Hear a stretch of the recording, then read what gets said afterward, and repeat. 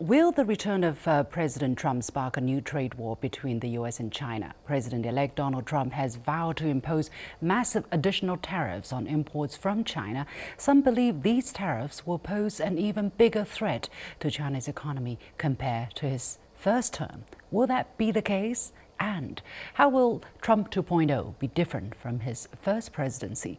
I sat down in Beijing with Lionel Barber, an author, broadcaster, and former editor-in-chief of the Financial Times, who interviewed Donald Trump in the Oval Office in 2017.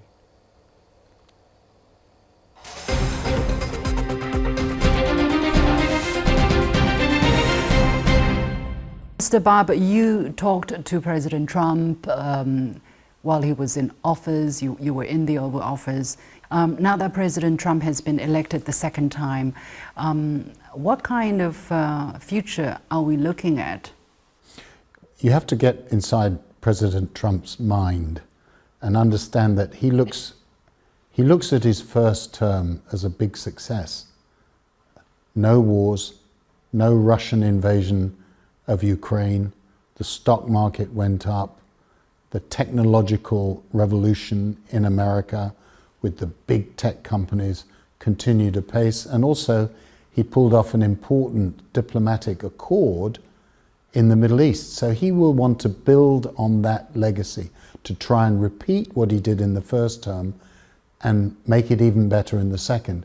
And obviously the difference is now we do have two big wars, one in Ukraine and the other in the Middle East, in Gaza, but also is the attacks in Lebanon, and also the missile exchanges between Iran and Israel. Mr. Trump is not a war maker. I think he's going to try and help to stop the fighting in order to calm things down so that everybody can build better business. But he has actually pronounced unwavering support for Israel. Do you think he actually can, if Israel insists on continuing to weed out, Hezbollah and to occupy Gaza, do you think he's actually able to stop Israel? Well, let's be clear that President Biden also pledged unwavering support for Israel. Mr. Trump is staying in the same tradition. Second point is that you have to look at Israel's aims. It said Mr. Netanyahu, the Prime Minister, talked about eradicating Hamas. They've already killed the Hamas leader, Yahya Sinwar. They've killed a number of the other Hamas leaders. They've killed the Hezbollah leader, Hassan Nasrallah. I think you could easily say to Mr. Netanyahu, okay, it's time for a ceasefire, bring the hostages home. You've accomplished what you want to do in Gaza. We need to stop the killing because this is doing tremendous damage to Israel's reputation. Now we have to think about security for Israel, and let's sit down and talk about what kind of peace plan do you imagine? And my understanding is that Mr. Trump has already asked Mr. Netanyahu to produce his plan for the Middle East already, before he's even got into the Oval Office. So there is a window of opportunity. There is, and Mr. Trump is determined to exploit it. He is a man in a hurry. He's a man in a hurry. Okay, we hope so. I mean, if there is a ceasefire, which has been called for by almost everybody in the international community, that's certainly good for countries in the region and for the wider world.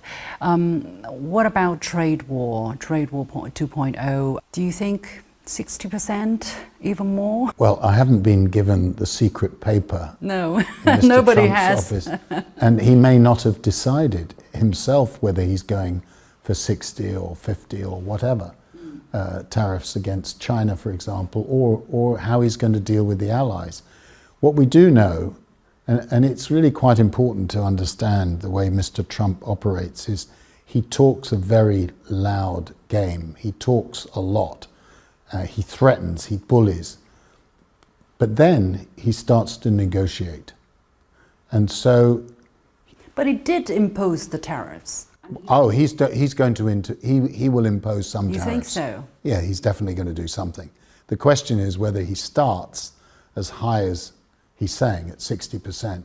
You know, I watched your the FT interview of you after you did interview with President Trump. Do you think that person has changed over the years? Now you look at him on TV, hear him talk, given what he has gone through, you know, January the 6th, the legal cases, you know, hardened, more of a bullying figure, or is he more of what politics really tastes like in Washington?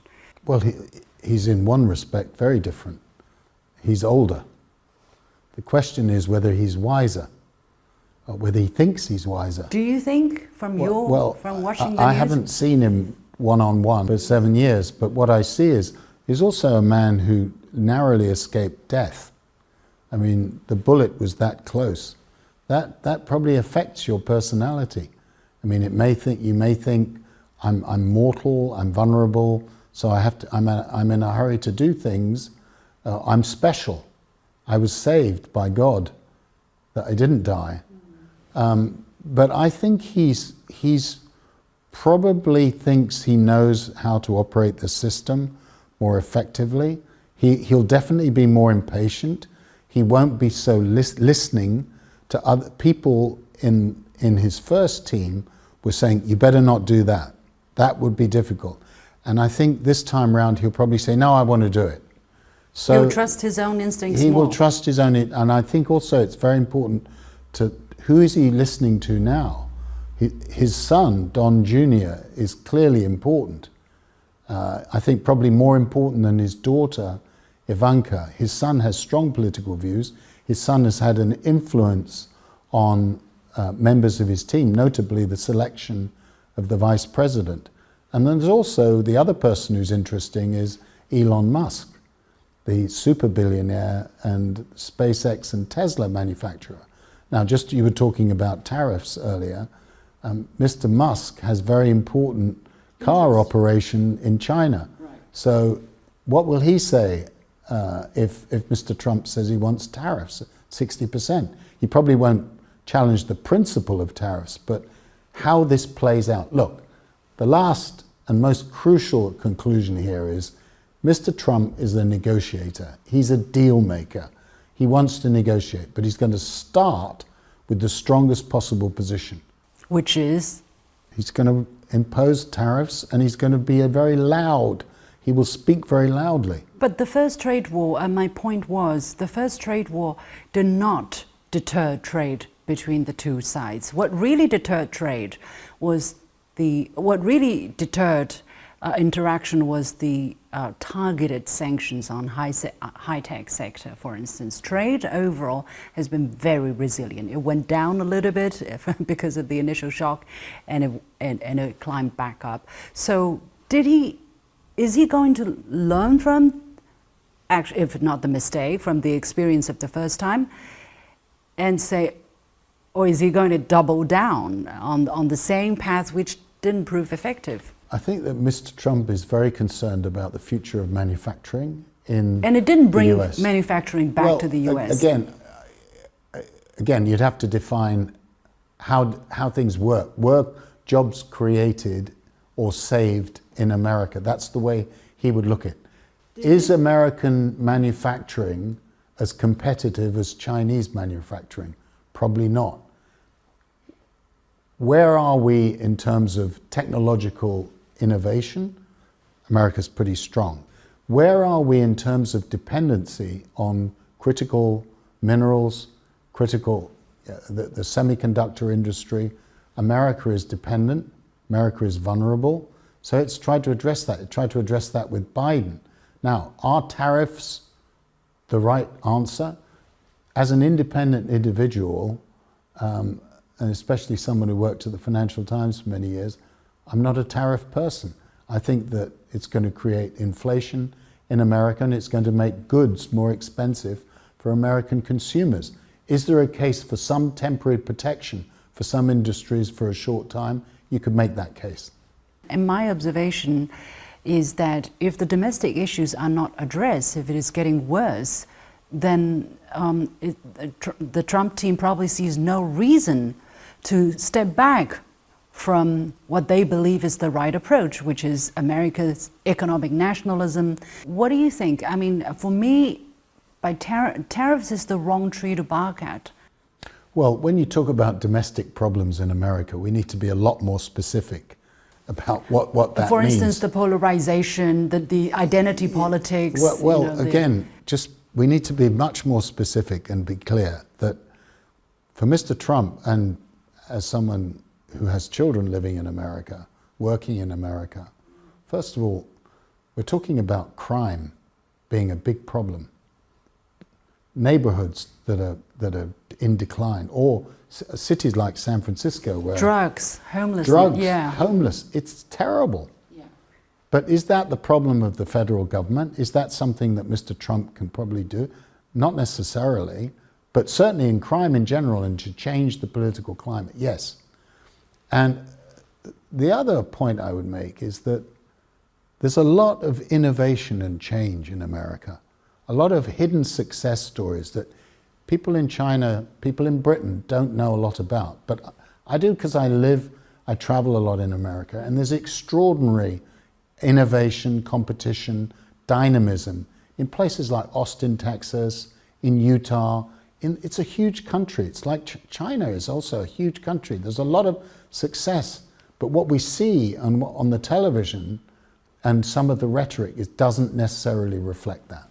But why is this time Trump is leading such a sweeping victory? It seems that at least the majority of voters who voted, I don't say the majority of people, at least the majority of voters are not happy with what they're seeing in their lives. Well, there are several reasons for him winning, which are not properly appreciated, because a lot of people say, oh my goodness, how could he win? He was a convicted felon. He's an appalling person. But you have to see that, first of all, he was running against an untested candidate, a woman of color who did not define herself as a candidate and therefore did not convince a lot of people that she would be a good president. Second, inflation. This is a serious issue. The numbers said one thing, but the actual down in the ground, with people paying more for their insurance and things like that, people were fed up. It wasn't, their experience of inflation was more serious. And third, the question of border security and immigration. There was a feeling that the Democrats didn't secure the border, and that all these Americans are not against immigration, but they're against illegal, undocumented immigration. There's a very important difference. Is China an opportunity? Is China part of the problem or part of the solution? No, China has to be part of the solution. I mean, again, my personal view is that the rhetoric in Washington is unhelpful. Some of it is hysterical. Some of this notion on both sides now, because both sides there's a lot of mutual suspicion. There's this notion of victimhood, which is very unhealthy. You need to have a dialogue at the highest level, sometimes in private, where you re-establish a basis of trust. And I think, and I hear that Mr. Trump does want to re-establish a dialogue at the highest level with China in order to set out positions. But he's going to make it difficult for the Chinese, because he's going to talk about stolen IP and also about hacking, phone hacking, cybersecurity. These are uncomfortable issues, but he's going to raise that. But then China will have some issues to raise with the Americans. And then there'll have to be a discussion almost certainly about Taiwan, not because Mr. Trump wants to cause trouble on Taiwan or change the policy of one country, two systems. He would be very careful, but I think he'll want to listen to what President Xi has to say. You clearly feel strongly about this. He's going to listen. Let's wait and see, right? At this moment, we do not know what's going to happen. Fingers crossed, we can only say. And after well, it'll be a bumpy ride. It'll be buckle up. Yeah, but that doesn't mean to say that we can buckle up, so therefore we're not going to fall out of the car. So we may fall out of the car, is that? No, I'm saying if you buckle up, We will not fall we won't fall out of the car. After Let's be optimistic.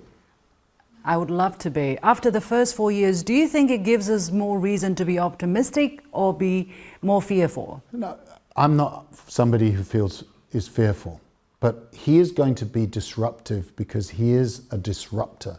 He wants to change things. He also feels that America is at a disadvantage, and he wants to redress that economic disadvantage as he sees it. By the way, you talk about the Chinese, also China. The Europeans are going to feel also uncomfortable. They're likely to face tariffs, and they're the allies, not the economic rivals. But Mr. Trump he is disruptive. The question is whether he literally wants to throw over the table. That would be worrying. But as yet, I don't see that. Thank you so much, Lionel Barber, an author, broadcaster, and former editor-in-chief of the Financial Times.